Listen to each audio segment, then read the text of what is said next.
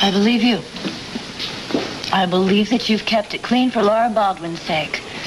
You wouldn't want her working any place that might get her a little dirty, would you?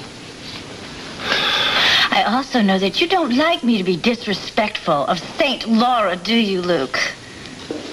But even you'll have to admit that all of this group therapy business is nothing but a big laugh. What are you talking about? Tell me, Luke. How does a person get up in front of a whole room full of people and discuss a rape that wasn't a rape? Even Laura Baldwin is not that good of a liar. Was partly your fault, you know. I make you say those things about Laura, right? You are not capable of rape, and I will not believe that there wasn't any cooperation on Laura's part. Well, you believe what you want. I'm telling you the truth. Look, why do you think she keeps on lying? Why do you think she keeps on saying that she doesn't know who the man is? Because she's sick of all this, because she wants it to be over. She doesn't want any more trouble. How can you be so blind? She's lying because she cares about you. She is trying to protect you from what's going to happen to you if anybody finds out the truth. I raped Laura. When a girl knows a man the way Laura knows you, that's not rape. How can you be so damn sure, huh? Let's take a little stroll down memory lane, shall we? Do you remember when you were a hooker? You knew some of those guys. You can't tell me some of those experiences weren't rape. Now, if it can happen to a hooker like you, it can happen to a girl like Laura. I have never known you to be so cruel. Don't attack Laura, Bobbie. Luke! In here.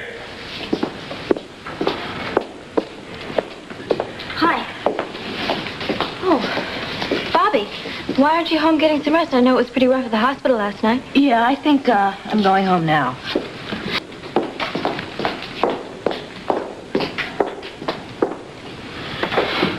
What are you looking at me like that for? Because you can't see what she's doing. She comes over here to get away from Scotty. You expect me to believe that that was rape? Luke, you have lied to me from time to time, and I have never held it against you.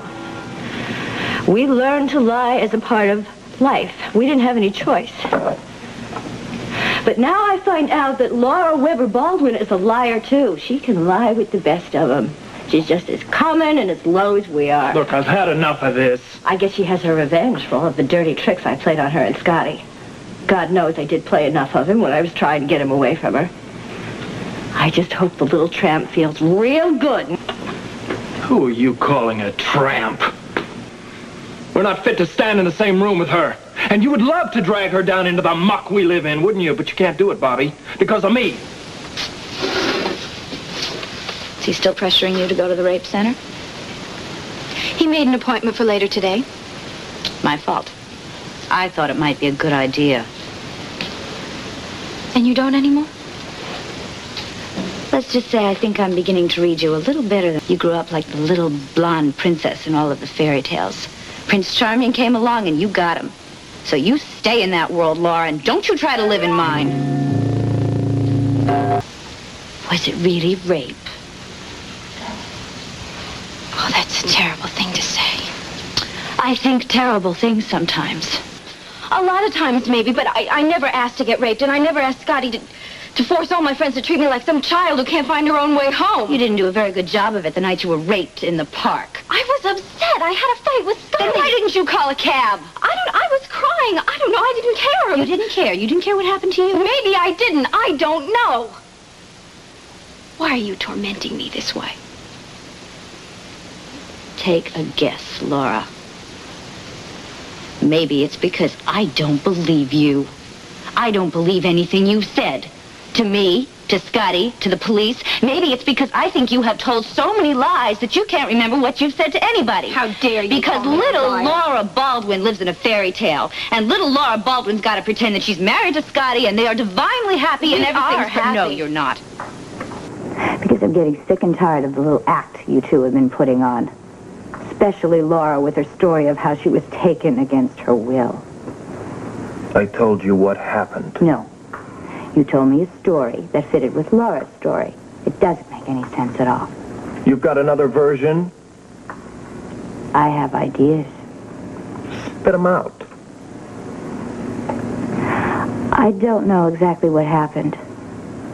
But I don't believe for 1 minute that you forced her to dance with you, and that you threw her down on the floor here, and that you raped her.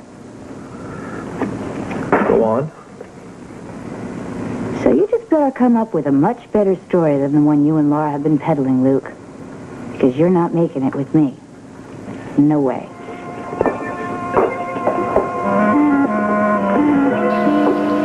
You pity me. I pity you for all the things that you have gone through because of that classy person that you couldn't live without. Come on, you don't... Don't what? Don't be honest? I don't know how to be anything else. And that's a lot more than I can say for your wife. I know she lied. Laura always lies. Lying is a part of Laura's lifestyle. Laura has made all of our lives a joke, except maybe for Luke's. Isn't it funny how she turned out to be the biggest tramp of all?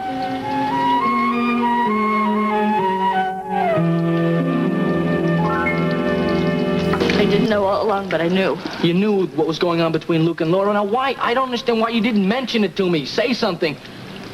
Would you have believed me about the sainted Laura?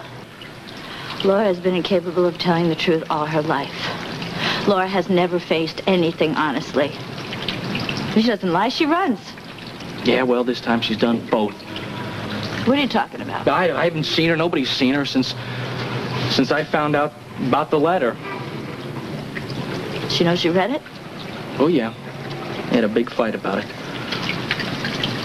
How did she defend herself? She called it rape. But the affair started that night in the disco. Yes, it did.